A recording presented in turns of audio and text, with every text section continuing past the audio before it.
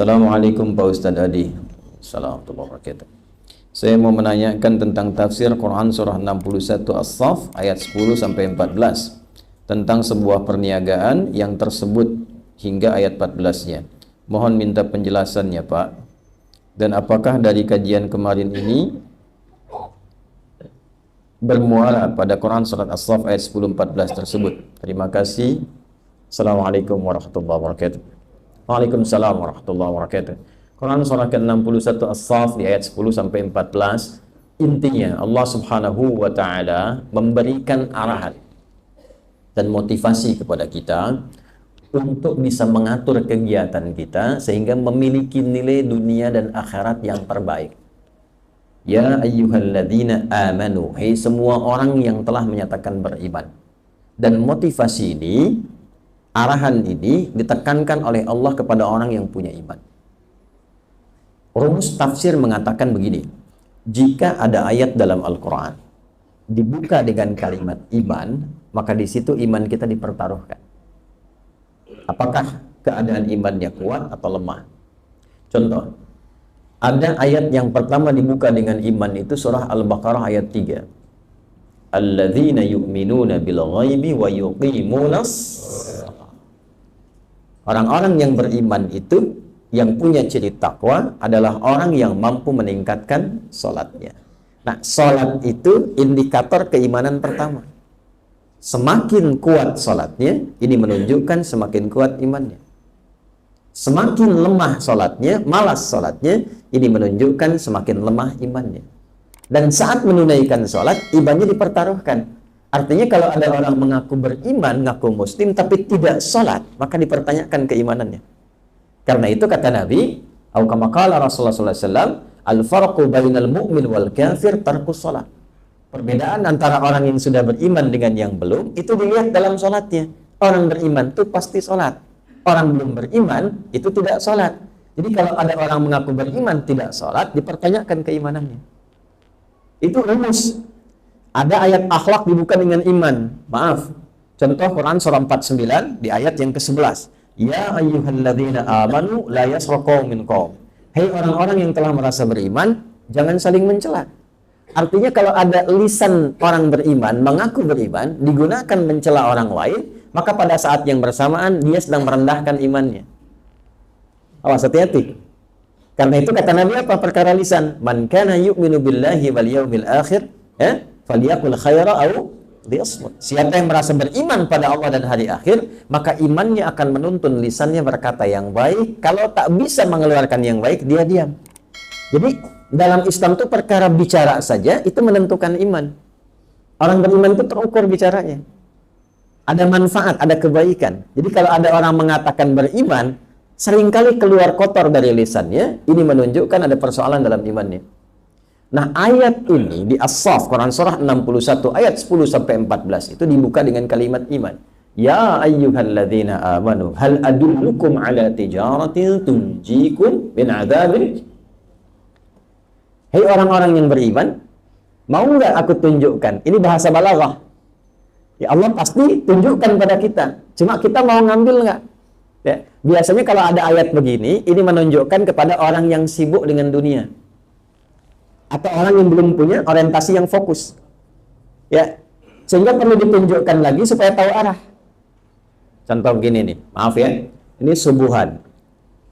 Bapak Ibu kalau ada tawaran begini, ikut subuh atau ikut maraton yang dimulai di waktu subuh. Kalau maraton dapat 1 juta. Kalau subuhan dapat ilmu. Pilih mana? Maraton atau subuhan? Masa? Kalau maraton baru datang langsung dapat 1 juta. Kalau dapat motor. Kalau subuhan cuma dapat pahala yang kita dapatkan. Misal pilih subuhan atau pilih maraton. Masa? Dua-duanya. Masya Allah. Subuhan sambil maraton. Selalu begitu kan manusia kan. Nah, karena itu butuh motivasi kuat untuk mengalahkan motivasi maraton tadi. Maka turunlah ayat-ayat seperti ini untuk meluruskan cara berpikir kita. Apa yang akan antum dapatkan dengan uang 1 juta itu, dengan motor itu? Sedangkan ajal pun ada di hadapan kita. Bagaimana kalau sedang maraton itu baru berangkat kemudian malaikat maut tiba, ajalnya tiba, wafat seketika. Baru berangkat, baru bergerak kaki, tiba-tiba meninggal. 1 juta motor tidak diraih. Yang dapat apa? Kematian. Sekarang pilih mana? Wafat di masjid, wafat maraton. Wafat dalam keadaan sujud, wafat dalam keadaan lari meninggalkan sholat. Pilih mana? Bagi orang beriman, keinginan terbesarnya wafat dalam sujud. Nah, itu mesti terpatri dalam jiwa. Kalau tidak ada itu, nggak ada motivasi untuk ke masjid. Setelah itu Allah tambahkan, ini kemuliaannya. Engkau kan yakin aku yang punya rizki, aku yang punya petunjuk, aku yang punya segalanya. Kalau engkau mau datang ke masjid saja, belum sholat subuh, baru sholat sunnah, aku berikan yang lebih baik daripada dunia dan seisinya. Raka'atul fajri khairun minad dunya wa ma fiha. Pilih mana? Motor atau dunia dan seisinya? Makanya, tapi mesti yakin. Kalau nggak yakin nggak akan dapat, Pak. Bab iman itu yakin. Kalau nggak yakin nggak dapat. Makanya sahabat dulu itu memperbaiki tauhid sebelum amal. Kalau tauhidnya kuat, semua dinilai pakai iman. Kalau sudah pakai iman, sami'na wa ata'na, selesai. Sekarang itu kebanyakan sami'na wa nanyaina.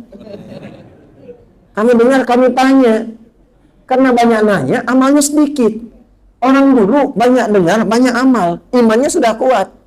Karena itu apapun yang dikerjakan, nggak ada ceritanya nggak sukses. Nggak ada ceritanya. Yang jadi diplomat sukses, yang dagang sukses, dan semua pada tingkat tertinggi. Pada tingkat tertinggi. Nggak pernah ada yang rendah. Kalau kaya, kebangetan kayanya. Betul, kalau pintar, kebangetan pintarnya. Sahabat-sahabat dulu setelah berislam, yang berilmu ya, yang fokusnya di bidang ilmu, itu belajar bahasa itu Pak, menguasai bahasa asing, cuman 3 hari Pak, Bu. 3 hari langsung pintar. Ibnu Mas'ud, Ibnu Abbas itu belajar bahasa Persia cuman 3 hari. Kalau kaya, nggak tanggung, kebangetan kayanya. Kan urutan tertinggi, kaya, kaya banget, kebangetan kayanya. Modalnya apa? Cuman pakaian. Abdurrahman bin Auf cuman pakaian radhiyallahu ta'ala anhu. Cuma dalam 2 tahun Pak, jadi orang kaya. Setelah 3 tahun paling kaya. Itu hartanya digunakan untuk bersedekah setiap bulan untuk seluruh penduduk Madinah. Yang nggak punya pekerjaan dikasih modal, yang sudah nggak kerja disantuni, dan yang lainnya dihadiahi. Semua penduduk Madinah dapat kebagian hartanya setiap bulan. Sultan tuh, real Sultan Madinah. Ada nggak yang seperti itu tuh? Ya itu pakai iman. Nah sekarang Allah sentuh iman kita. Dipertanyakan keimanannya kalau tidak mengikutinya. Hal adullukum ala tijaratin. Mau nggak kata Allah? Aku tunjukkan kalian untuk merubah orientasi hidup pada konsep perniagaan terbaik. Kenapa ditampilkan niaga? Karena umumnya manusia itu selalu menimbang dengan untung rugi. Itu konsep dasar manusia. Jadi kalau nggak dapat untung, nggak mau dikerjakan. Antum pun kan kesini kalau tidak merasakan ada manfaat, nggak mungkin datang. Sudah hari Jumat, kemarin yang libur kan? Sekarang kan hari aktif. Belum tentu tempatnya dekat dengan rumah. Kalau merasakan tidak ada manfaat, nggak mungkin datang. Artinya diukur ada keuntungan nggak? Apalagi DKM menyampaikan misalnya ada sarapannya, bisa gitu kan? Jadi untungnya itu. Ya, itu sudah untung lebih diuntung tuh, diukur. Apa untung ruginya, dapat apa, kurang apa. Masukin sekolah kan diukur juga kan? Ini ada sekolah A misalnya. Kalau masuk situ, diukur dulu tuh. Biayanya berapa, dapatnya apa, ya, dilahirkannya seperti apa, hasilnya bagaimana, untung rugi. Karena manusia cara berpikirnya senantiasa menghitung untung dan rugi, maka ditampilkan oleh Allah hitungan perniagaan yang terbaik. Apa yang terbaik itu? Yang memberikan kemuliaan abadi selamanya merasa sukses dan bahagia.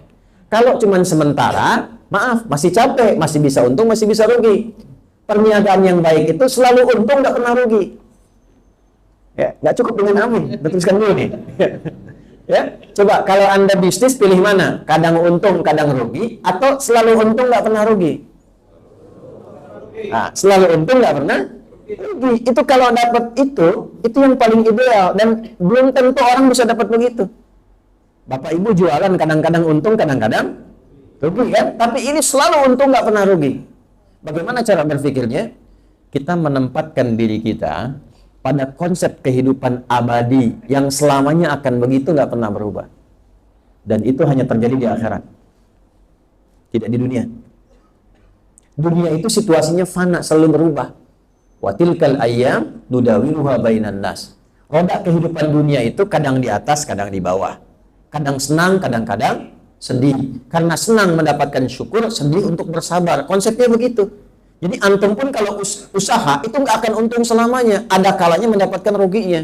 Kenapa? Karena hukum dunia.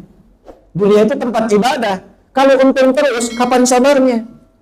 Nggak pernah antum merasakan nikmatnya sabar. Sedangkan yang dekat dengan Allah itu karena sabar. Innallaha ma'as sabirin. Kalau antum nggak pernah sakit, selalu sehat terus, nggak akan merasakan nikmatnya istighfar saat sakit. Nikmatnya berdoa saat sakit. Dikasih sakit, fisiknya lebih kuat lagi, doanya lebih kuat lagi. Itulah dunia. Tapi kalau antum nggak pernah pengen sakit, ya, nggak pernah pengen rugi, selalu pengen nikmat, nggak capek hidupnya, itu di akhirat. Hukum akhirat itu selalu sama sifatnya, nggak akan pernah berubah. Artinya nikmat saja. Tapi kalau sakit terus. Karena itu orang yang cerdas mempersiapkan kehidupan akhiratnya, dia niagakan aktivitas dunianya untuk mendapatkan keuntungan yang sifatnya abadi di akhirat. Jadi ubah dulu cara berpikirnya. Kita kan akan meninggal. Siapa yang tidak akan meninggal? Boleh angkat tangan. Hah? Nah, karena yakin akan meninggalkan dunia ini kan pindah alam kan? Nah, alam setelah dunia sifatnya abadi. Namanya akhirat. Makanya pakai akhirah. Ujung, nggak ada alam lagi. Maka kalau di dunia kita tinggalkan, ya sewajarnya saja kan cari bekal. Orang cerdas adalah orang yang menyiapkan akhiratnya, karena disitulah kehidupan abadi dia. Jadi kalau dia siapkan bekal sekarang, bekalnya banyak, bawa ke akhirat, kaya di akhirat, kaya terus, nggak akan rugi. Itulah perniagaan yang sesungguhnya. Tapi kalau nggak disiapkan bekal, terlena di dunia, kan ditinggalkan dunianya. Akhirat nggak akan ditinggalkan lagi, dunia ditinggalkan. Karena minim bekal akhiratnya, fakir dia, fakir akhiratnya. Maka rubah cara berpikir dia. Kalau yakin memang akan meninggal, maka siapkan bekal untuk pindah tempat. Antum dari rumah tadi kan, pengen pindah sementara ke sini untuk ikut taklim. Bukankah butuh bekal? Kalau nggak ada bekalnya, belum tentu nyampe ke sini. Nggak ada kendaraan, lambat nyampenya. Orang berangkat menjelang subuh, antum ba'da asar udah jalan. Capek. Ya kan? Begitu nyampe nggak fokus karena kelelahan. Butuh bekal. Jadi hukum itu pindah tempat butuh bekal. Kadang-kadang setiap tempat bekalnya beda. Dan di sini ada yang pengen umrah haji ke Saudi. Mata uangnya sama tidak? Beda. Hukumnya sama tidak? Baru antar dunia, hukumnya sudah beda. Sekarang akan meninggalkan dunia. Jangan berharap hukumnya sama. Karena itu bekalnya pun pasti beda.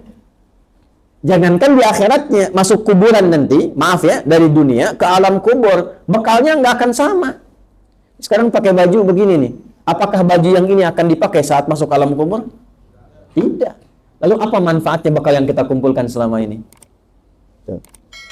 Bukan berarti tiap hari harus pakai kain kafan, tidak. Ya, kan ada tempatnya, dunia pakai seperti ini, alam kubur ada tempatnya, gitu kan? Nah, yang kita persiapkan itu, apa bekal ke kuburnya? Beruntungnya kita sebagai muslim, babnya sudah lengkap. Semua pulang kecuali satu, yaitu amal soleh. Ya, maka kita mesti jadikan nilainya, bukan pekerjaannya. Nilainya rubah dari amal menjadi soleh. Kapan amal itu menjadi soleh, punya sifat soleh? Ketika didorong oleh iman.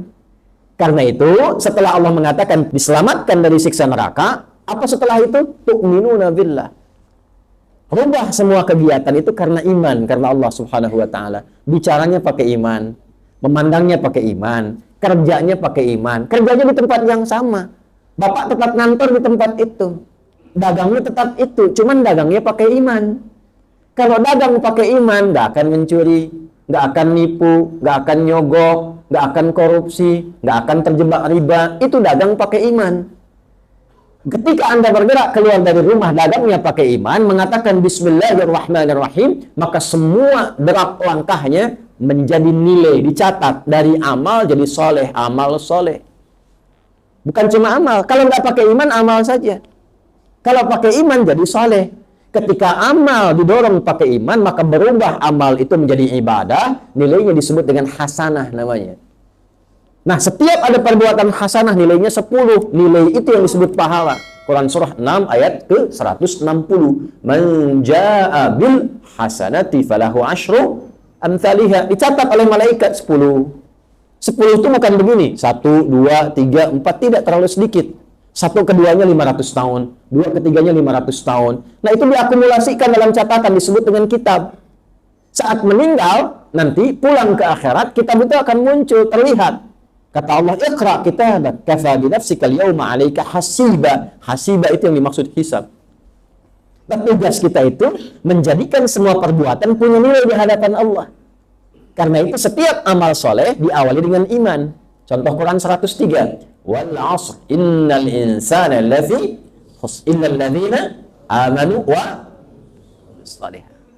Paham sampai sini? Maka kalau bicara pastikan soleh. Kalau mendengar pastikan soleh. Jangan dikira nggak ada pahala.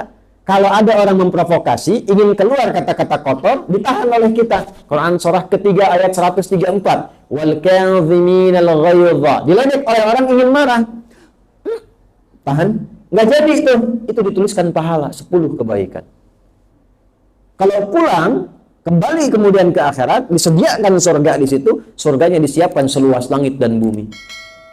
Ya, kan ayat 133-nya begitu.